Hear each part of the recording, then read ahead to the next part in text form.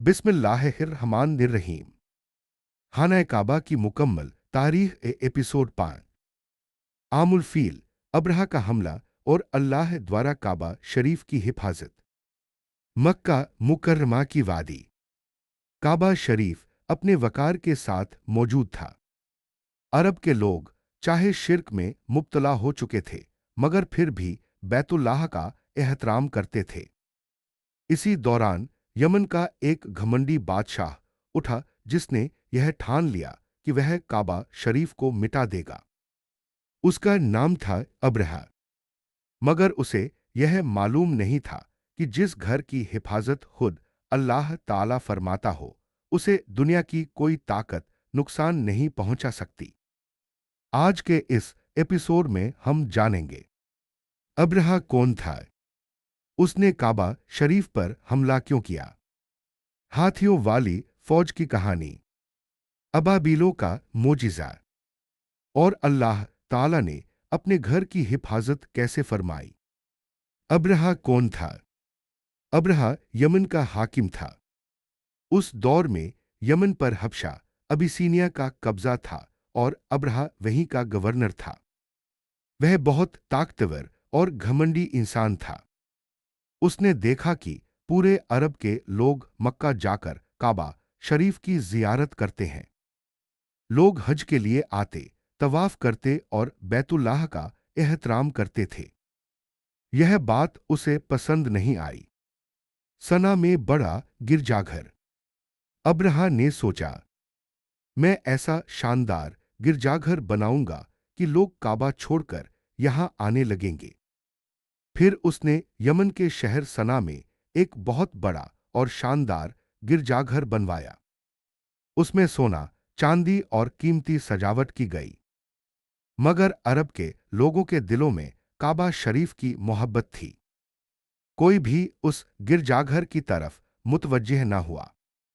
अब्रहा का गुस्सा। जब अब्रहा ने देखा कि लोग अब भी काबा शरीफ ही जाते हैं, तो वह गुस्से से भर गया। उसने कसम खाई, मैं काबा को गिरा दूंगा।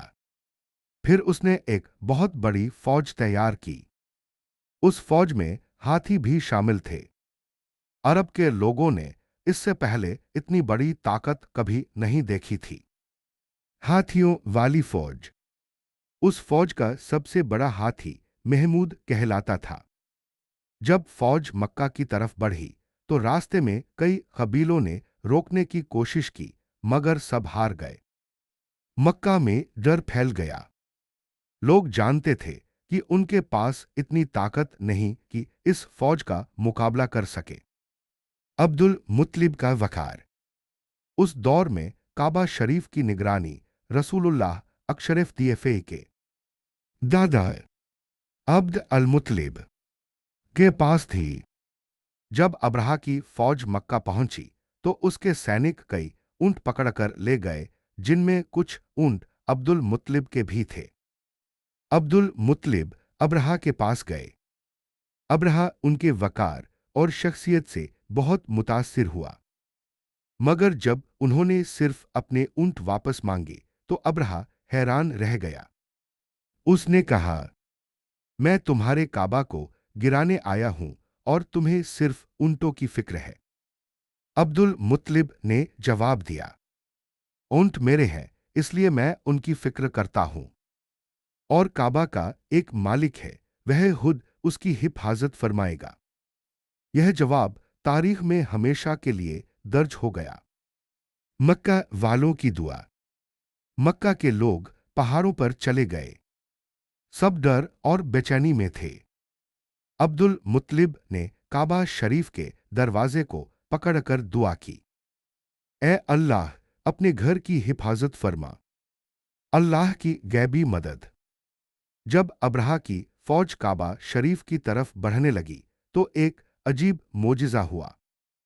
आसमान पर छोटे छोटे परिंदों के झुंड दिखाई दिए। इन परिंदों को अबाबील कहा जाता है। हर परिंदा अपनी चोंच और पंजों में छोटे छोटे पत्थर लिए हुए था। उन्होंने वह पत्थर फौज पर बरसाने शुरू किए। जिस पर पत्थर लगता, वह तबाह हो जाता। हाथी आगे क्यों नहीं बढ़ा? रिवायतों में आता है कि जब हाथी को काबा शरीफ की तरफ मोड़ा जाता तो वह बैठ जाता, और जब दूसरी तरफ मोड़ा जाता तो चलने लगता। गोया अल्लाह ताला ने जानवर तक के दिल में अपने घर का एहतराम डाल दिया था। अब्रहा का अंजाम। अब्रहा की पूरी फौज तबाह हो गई। खुद अब्रहा भी बुरी हालत में भागा और रास्ते में मर गया। इस तरह अल्लाह ताला ने बिना इंसानी फौज के अपने घर की हिफाजत फरमाई। सूरह अल-फील। इस अजीम वाक़ये को अल्लाह ताला ने कुरान मजीद में हमेशा के लिए बयान फरमा दिया। पूरी एक सूरह नाज़िल हुई, सूरह अल-फील, जिसमें अल्लाह ताला फरमाता है, क्या आपने नहीं देखा कि आपके रब ने हाथियों वालों के साथ क्या किया? यह कुरान का ऐसा मोजिज़ा है जिसे आज तक पूरी दुनिया पढ़ती है। आमुल फील की अहमियत। जिस साल यह वाक़या हुआ उसी साल दुनिया के सबसे आखिरी नबी मुहम्मद सल्लल्लाहु अलैहि वसल्लम की पैदाइश हुई। इसीलिए उस साल को आमुल फील यानी हाथियों वाला साल कहा जाता है। नूर आने वाला था। काबा शरीफ की हिफाजत हो चुकी थी।